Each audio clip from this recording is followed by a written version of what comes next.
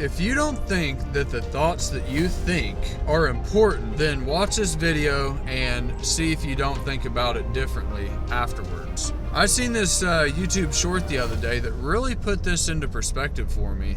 And I've always been a believer in the law of attraction since I was turned on to it, and that our thoughts become things, and this kind of connected the dots and drove it home for me in like a big way.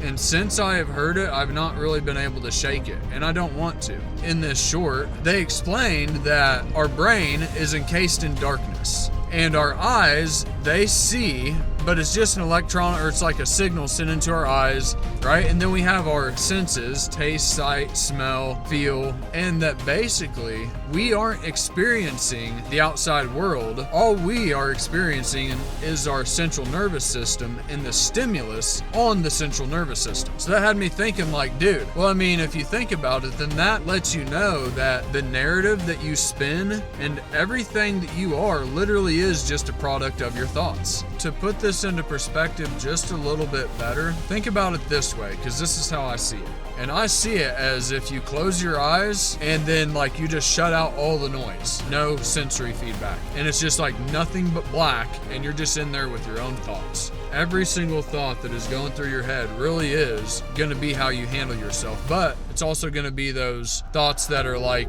little limiting beliefs and all of that different stuff as well too. So whenever I talk about this concept, I imagine it in that way. It's just like my brain is literally encased in darkness, and all you have is your thoughts. So for somebody to tell me that your thoughts don't actually matter in the creation process or just in life at all, that's how I see it now. Now it's up to me to start shaping and shifting the thoughts that I need to have in order to bring about the result that I'm actually after in life. And that can go into all of these different, this person doesn't like me. Like, why wouldn't you start telling yourself like they like me, everybody likes me, or I'm just putting out a simple narrative. But the thing is, like, I was talking about how this is kind of esoteric a little bit. I'm into like these deep, hidden, Gnostic, esoteric type of religious type of things. I don't know, I like them. But I feel like the creation story, Christianity, and the Bible, and all the passages that are in it are basically an allegory for the kingdom within us. And so if you think about this, and this will put it into perspective a little bit more too,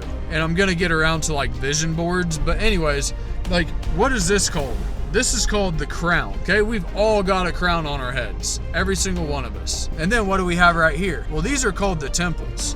Where have you traditionally went through the centuries to see God? You always go to the temples, okay? And God is the creator, right? Creates everything. So I believe it's actually talking about our mind. And you also have like Jesus couldn't do anything outside of what the Father told him.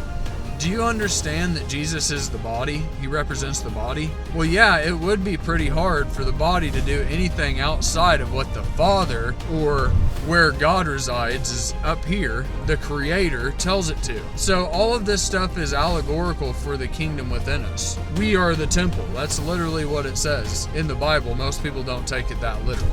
So if we're the creator, if the creator's in our mind, and we are the creator of our own reality, and we're just encased in darkness, then the thoughts that we think truly are everything that we're going to experience. So why wouldn't I have thoughts that are like very empowering and just very bold?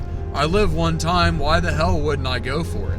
Why wouldn't I live life to the fullest in the highest, biggest extent possible with the biggest dreams that I can possibly think of for myself? Okay, so it gets me around to how the law of attraction, that has been something in my life, but for some reason, it hasn't totally bridged the gap in between your thoughts right now are literally creating everything around you. And I knew they were, but this like takes it and drives it home even more. But I'm going to basically become more intentional on vision boards and really getting clear about planning things into my subconscious that I actually want to come about, and start testing this theory out that we actually, it's just an encased brain in darkness, and that it literally has to be our thoughts that mold everything that we do. Whatever beliefs we have, whether you are right or you are wrong about them, you're right. We can start molding and shaping this thing, and our thoughts better be in line with where we're actually headed and what we actually want to create. And it gets me around kind of to another point that I wanted to make. I'm sure it's not anything new, but I'm going to coin the phrase and say it's called imprinting. But basically, I believe there's two types of life that you can live.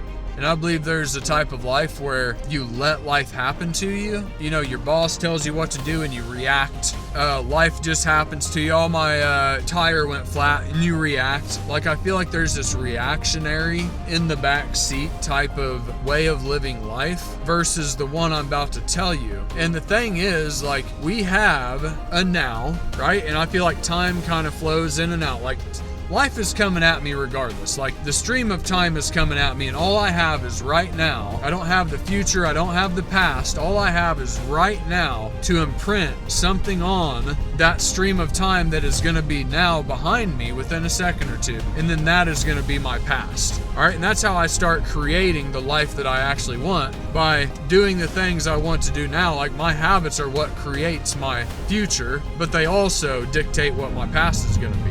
The best way to predict the future is to create it yourself. I'm saying that people need to get this concept of imprinting, because as that stream of time comes along, if I am clear on my vision and my goals, and I have broke down into bite-sized incremental chunks of what that needs to look like in a year, you know, broke down 5 years, 20 years, and I broke it all the way down into what I should be doing on a daily basis for that to actually come to pass, then I can start imprinting what I want on that fabric of time that's coming at me, that stream of time that's coming at me. And now I'm in a proactive state, creating my life rather than just having life happen to me. And the thing is, like, if I just put one building block down every single day, like within a year, I'm going to look back, or 2 years, or just an amount of time, like there's going to be a house that I built behind me. So it's very important to start imprinting your will and what you want on this life on each daily moment, right? Because it's our habits that actually bring us the things that are coming to us, because how we handle ourselves right now is what is going to dictate our future and brings us our results. And one other thing that I want to mention about time is, whenever I have to make a hard decision, I like to say in my mind, like, dude, I'm not deciding the fate of the universe. And if I think about it, in the cosmos of time, how big is this decision? I mean, in the cosmos of time, this shit just don't really matter. So a lot of people, they're not starting businesses or not doing certain things they want to do because they don't have all the information. You're never going to have all the information. There's never going to be any green lights, okay? So the thing is, like, there's no decision that's so finite that it can't be changed later. So you just got to start. And the thing is, like, in the cosmos of time, this shit don't matter anyway, so why not give her hell?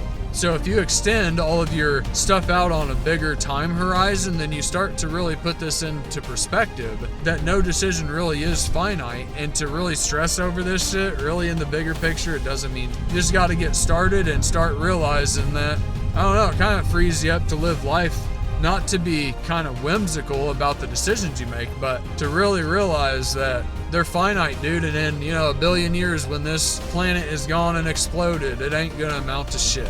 So I don't know. It's just kind of a funny thing to think about. Hey guys, thanks for watching. I really appreciate it. Please share, like, and subscribe for more content. Hit the notification bell below so you can get all of my stuff that's coming out. If you guys like this video, then you're really going to like this next one. Go ahead and click on it. It's just going to give you that much more motivation and tools for the day. All right, guys. Peace.